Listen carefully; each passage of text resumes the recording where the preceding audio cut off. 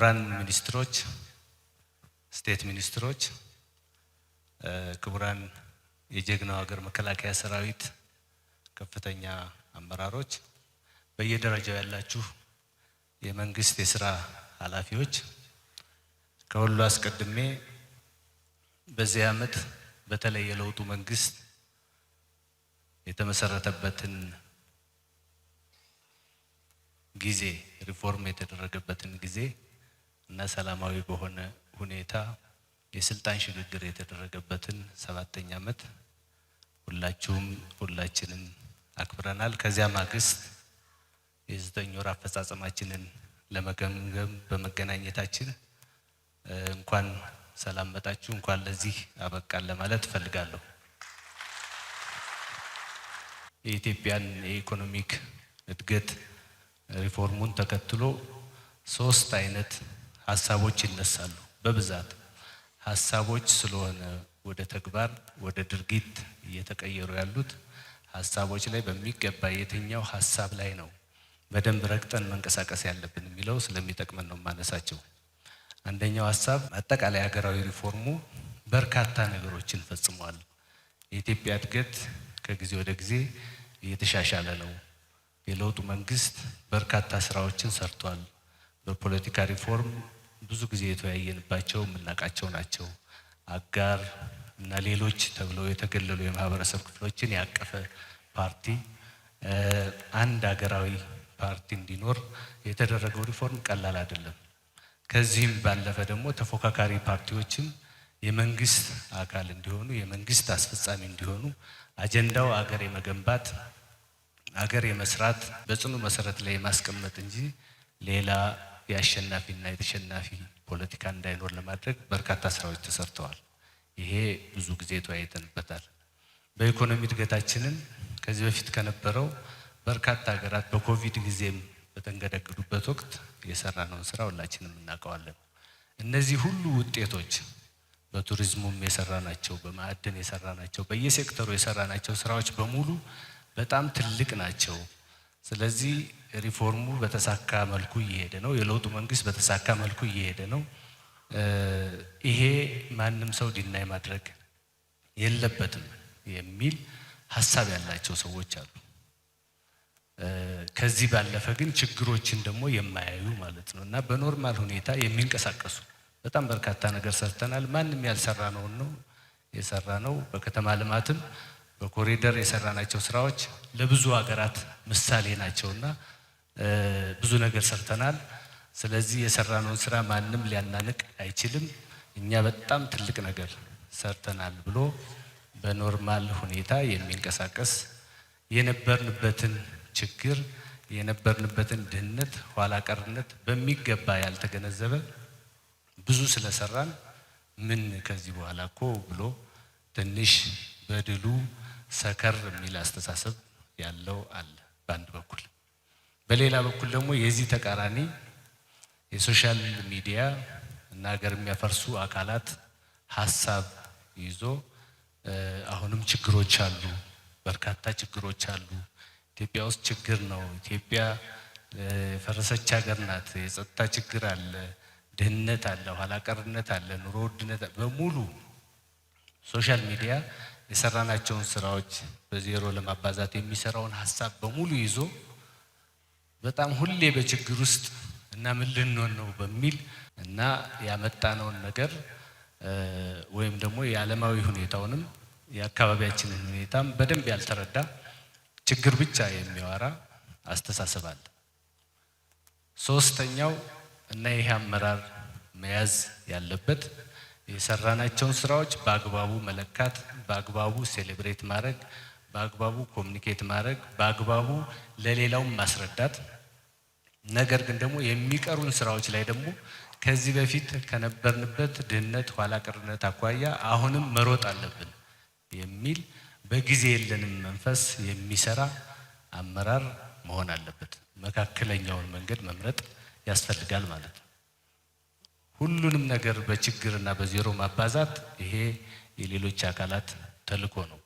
እዚያ ውስጥ ገብቶ ሶሻል ሚዲያ ውስጥ ውሎ ሰራተኛውን በሚገባ የማይመዝን የማይከታተል የማይሰራ በጥቂት ሰራተኞች፣ በጥቂት ኃላፊዎች፣ በጥቂት ታታሪዎች ብቻ ተቋማችን እየተንቀሳቀሰ ያሉ አካባቢዎች አሉ።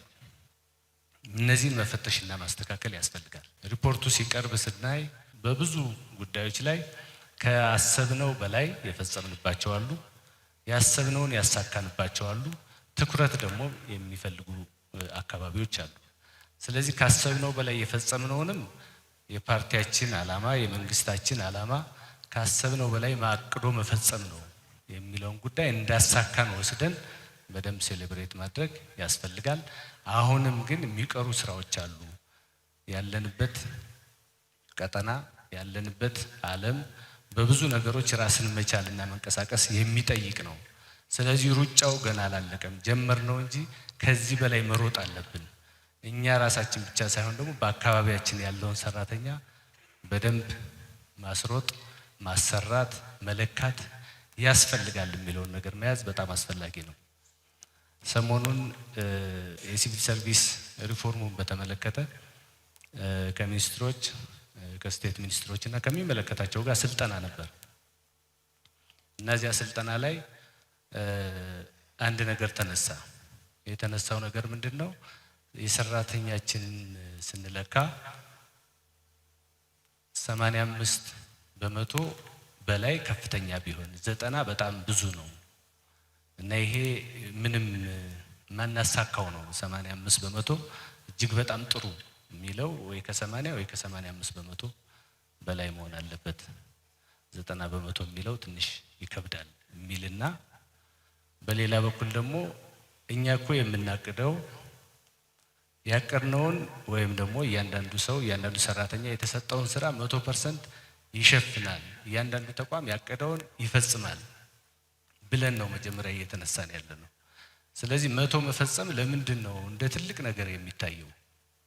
ከ100 በላይ መፈጸም ለምን ልምምድ አይደረግም? ሪኮግኒሽንም ሲደረግ ሽልማትም ሲሆን ሌሎች ለየት ያለ ስራም ሰሩ ብለን ስንገመግም ለምንድን ነው ከ100 በላይ የሚፈጽሙትን ማናይ? 100 መፈጸምማ እኮ ኦልሬዲ ያቀድነው እኮ ልንፈጽም ነው እና ምን ማለት ነው እንድምታው የሚል ክርክሮች ነበሩ። ይሄ በደንብ ላስተዋለው ሰው ትልቅ ትምህርት ነው።